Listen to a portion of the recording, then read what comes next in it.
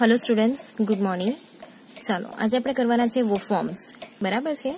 હવે વોફોર્મ્સ તમને બધાને બહુ સારી રીતે ખબર છે કે શું છે, બરાબર છે। V1, V2 અને V3 આવું જે છે તમે સ્કૂલમાં શીખી જ ગયા હશો, બરાબર છે। 5th સ્ટાન્ડર્ડ થી 6th સ્ટાન્ડર્ડ થી તમને લોકોને આવે છે, ટેન્સીસ ની અંદર આવતું હતું, બરાબર। કે કોઈ પણ એક એક્શન વર્બ છે એને આપણે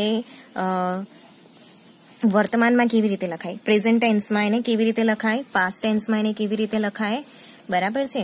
અને ફ્યુચર ટેન્સમાં એને કેવી રીતે લખાય, બરાબર છે। એને આઈએનજી વાળું ફોર્મ છે તો એને જીરન વર્બ કહેવાય, તો એને કેવી રીતે લખાય, બરાબર છે। એ બધું તમે શીખીને જ આવ્યા છે।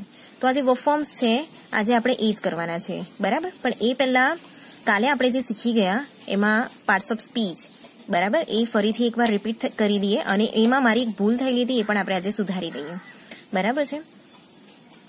ચાલો, તો કાલે પાર્ટ્સ ઓફ સ્પીચમાં શું કરેલું, ચાલો તો પાર્ટ્સ ઓફ સ્પીચમાં આપણે ભણેલા noun, pronoun, verb, adjective, adverb, conjunction, preposition અને ઇન્ટરજેક્શન, બરાબર છે।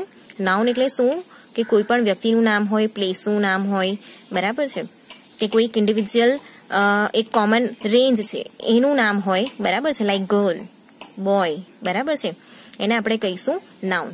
એના પછી પ્રોનાઉન, તો નાઉનના જગ્યા પર જે વપરાતું હોય એને આપણે પ્રોનાઉન કહીશું, ઓકે। એના પછી છે વર્બ, વર્બ પણ મેં તમને કીધેલું કે બે પ્રકારના હોય છે, એક્શન વર્બ અને હેલ્પિંગ વર્બ, બરાબર છે, અને મેઇન વર્બ, એવી રીતે બે પ્રકારના હોય છે।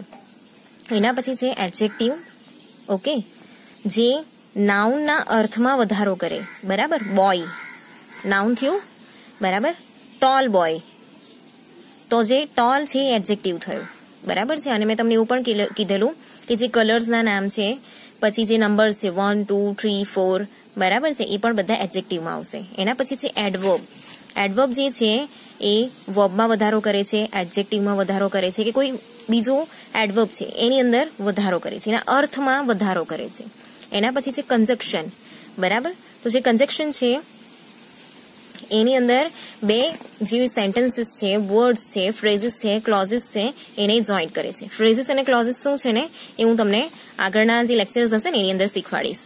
પ્રિપોઝિશન, કોઈ એક વસ્તુ છે એની પ્લેસ બતાવે, ડિરેક્શન બતાવે, એને આપણે કહીશું પ્રિપોઝિશન, બરાબર છે।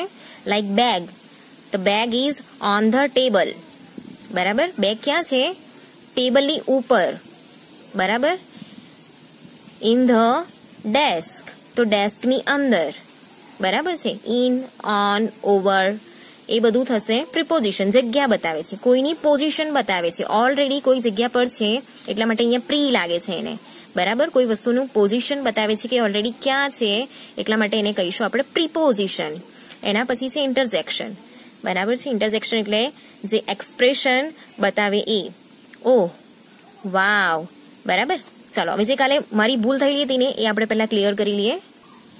ચાલો, મેં કાલે તમને અહીંયા જે એક્ઝામ્પલ શીખવાડેલું, બરાબર છે, Priti is playing badminton, Sita is playing badminton, બરાબર છે। હવે અહીંયા છે ને પ્રીતિ એન્ડ સીતા છે ને, તો અહીંયા બે જણા થાય ને એટલે બહુવચન થાય એટલે અહીંયા આર આવે, બરાબર। ભૂલમાં ઇઝ લખી દીધેલું હતું પણ અહીંયા આર આવે, મને કોઈ કમેન્ટ કરીને પણ કીધેલું હતું, બરાબર છે, અહીંયા આર આવશે, ઓકે। તો જ્યારે બે વ્યક્તિ હોય ત્યારે બહુવચન કરવાનું છે એ યાદ રાખજો, તમને ખબર જ છે સિંગ્યુલર અને પ્લુરલ ફોર્મ, બરાબર, એક વચન અને બહુવચન, ઓકે। તો અહીંયા આવશે આર, કેમ કે બે વ્યક્તિ છે, બહુવચન છે એટલા માટે આર આવશે, ઓકે। અહીંયા ઇઝ છે, પ્રીતિ ઇઝ, એ સિંગ્યુલર છે એટલા માટે। નેક્સ્ટ સેન્ટેન્સ હતું સીતા ઇઝ, બરાબર છે, તો સીતા પણ સિંગલ હતી।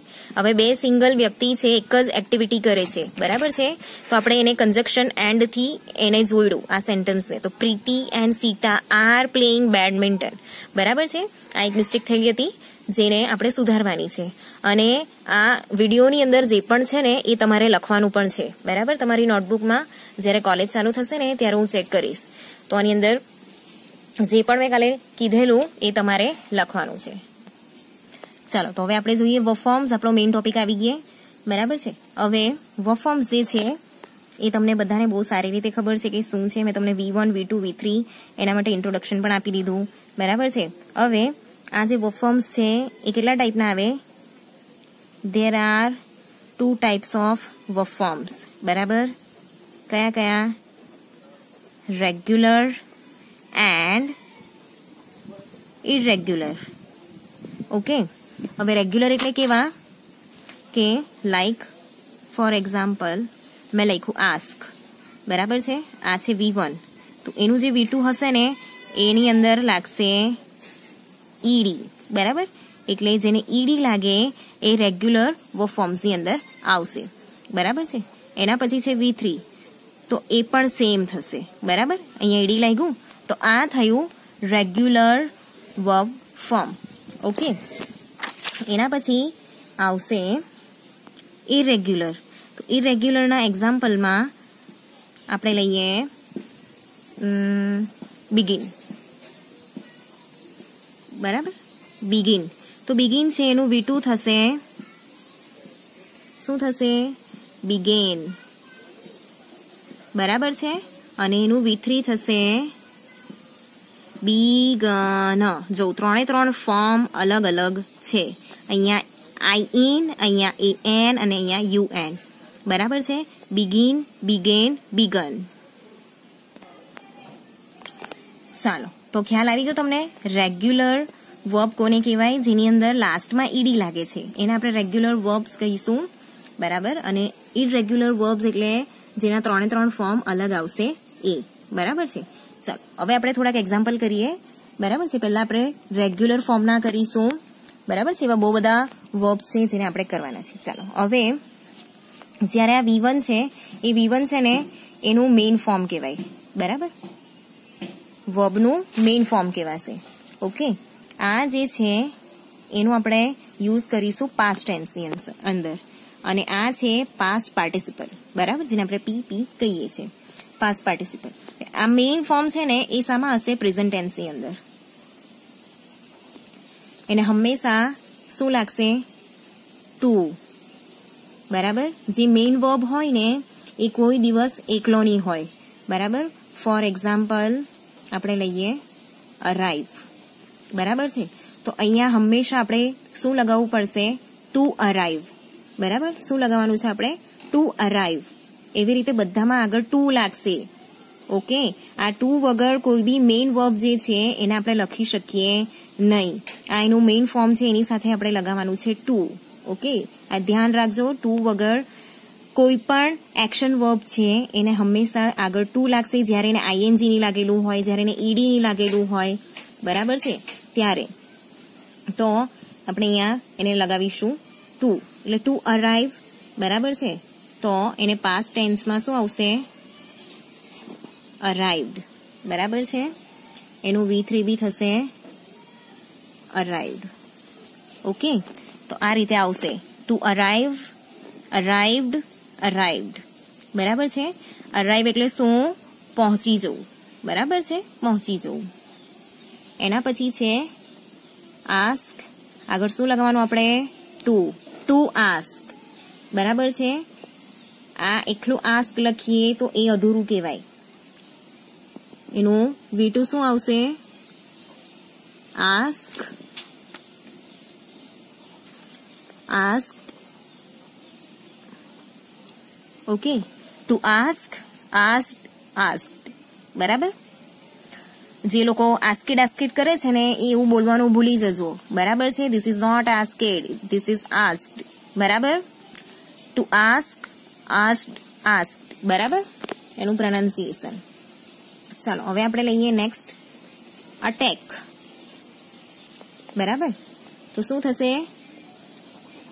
અટેક્ડ, અટેક્ડ, બરાબર. To attack, attacked, attacked. Okay, એના પછી લઈએ ટુ બેક, ટુ બેક, બરાબર છે. એનું થશે બેક્ડ, બેક્ડ. ખાલી ડી લગાવવાનો છે, બરાબર છે. ઓલરેડી ઈ છે જ લાસ્ટમાં, તો ડબલ ઈ નથી કરવાનું, ખાલી ડી લગાવવાનો છે, બરાબર છે. To back, backed, backed. Okay, એના પછી છે ટુ બિહેવ. તો એનું થશે બિહેવ્ડ, behaved. ઓકે, ચાલો એના પછી આપણે નેક્સ્ટ લઈએ થોડાક ઇરેગ્યુલર ફોર્મ. બરાબર છે. એમાં પહેલું છે ટુ બી. બરાબર છે, જેનું પ્રેઝન્ટ ટેન્સની અંદર થશે ઇઝ એમ આર. બરાબર, ધ્યાનથી સાંભળજો. ઇઝ એમ આર એનું ભૂતકાળ થશે પાસ્ટ ટેન્સની અંદર વોઝ અને વર. બરાબર છે. અને એનો પાસ્ટ પાર્ટિસિપલ થશે બીન. પાસ્ટ પાર્ટિસિપલનો યુઝ આપણે કરીશું જ્યારે પરફેક્ટ ટેન્સ આવે ને ત્યારે. બરાબર છે. એના પછી છે ટુ બ્રેક. બરાબર છે. બ્રેકનું V2 થશે બ્રોક અને ત્રીજું છે એનું પાસ્ટ પાર્ટિસિપલ બ્રોકન. બરાબર, બ્રેક, બ્રોક, બ્રોકન. બરાબર, 3 ફોર્મ અલગ છે. જો બીમાં પણ અલગ છે, બી, વોઝ, વર અને બીન. એવી રીતે બ્રેક જે છે એમાં પણ અલગ છે, બ્રેક, બ્રોક, બ્રોકન. હવે એવી રીતે લીધું આપણે બિલ્ડ, તો એ થશે બિલ્ડ, બિલ્ટ અને બિલ્ટ. અહીંયા V2 અને V3 જે છે એ સેમ છે. બરાબર, પણ અહીંયા ઈડી નથી લાગ્યું એટલા માટે ઇરેગ્યુલર વર્ડ્સ આવશે. બરાબર છે. એના પછી લઈએ આપણે ટુ ચૂઝ. બરાબર છે. ચૂઝનું થશે ચૂઝ, ચોઝન. EN લાગ્યું. બરાબર છે. મોટે ભાગે જો પાસ્ટ પાર્ટિસિપલમાં EN છે. ઓકે, લાસ્ટમાં ચૂઝ સિલેક્ટ કરવું, ચોઝ, ચૂઝન. ઓકે, ચાલો તો નેક્સ્ટ લઈએ હવે આપણે ટુ કમ. ટુ કમ, કમ, કેમ, ફરીથી કમ. બરાબર, કમનું V3 આવશે કમ. બરાબર છે.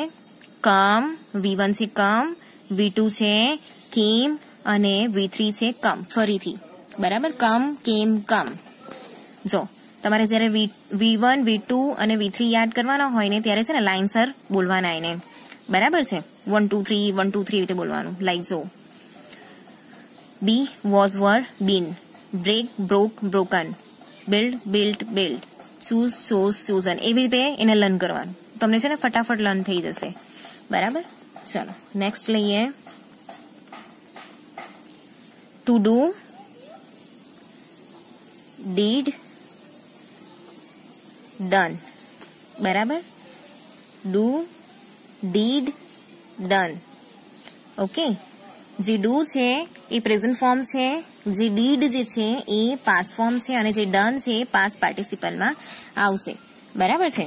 એના પછી આવશે નેક્સ્ટ લઈએ આપણે ટુ ડ્રો. બરાબર, draw, drew, drone. Draw, drew. શું બોલાય? Drew, drawn. બરાબર, ડ્રોવન નહીં, ઇટ્સ નોટ ડ્રોવન, ડ્રોન. બરાબર, ઇટ્સ ડ્રુ, ડ્રોન, ડ્રો. શું બોલવાનું? ડ્રો, ડ્રોવ નહીં. બહુ બધા વાનું ઉચ્ચારણ કરે છે. It's draw, drew, drawn. બરાબર, એના પછી લઈએ ટુ ઈટ. બરાબર, ઈટ, એટ, eaten. બરાબર, eat, at, eaten. સ્પેલિંગ આમ તેમ થઈ ગયેલી છે. જો ઈ પાછળ ચાલ્યો ગયો, વચ્ચેનો એ અહીંયા આવી ગયો અને ટી વચ્ચે આવી ગયો. બરાબર છે. eat, at, eaten. 3 ફોર્મ અલગ અલગ છે. જો લાસ્ટમાં EN લાગેલું છે. બરાબર છે. એના પછી આપણે લઈએ to fall. Fall, fell, fallen. બરાબર, fell, fallen, fall, fell, fallen. બરાબર છે. પેલું જે ફોર્મ છે એને EN લાગેલું છે. ચાલો એના પછી નેક્સ્ટ લઈએ આપણે ફ્લાય. ફ્લાય શું થશે એનું? ફ્લુ, ફ્લોન. ફ્લોવન નહીં, ઇટ્સ ફ્લોન. બરાબર છે. જો બરાબર ધ્યાનથી જોજો. Fly, flew, ફ્લોન.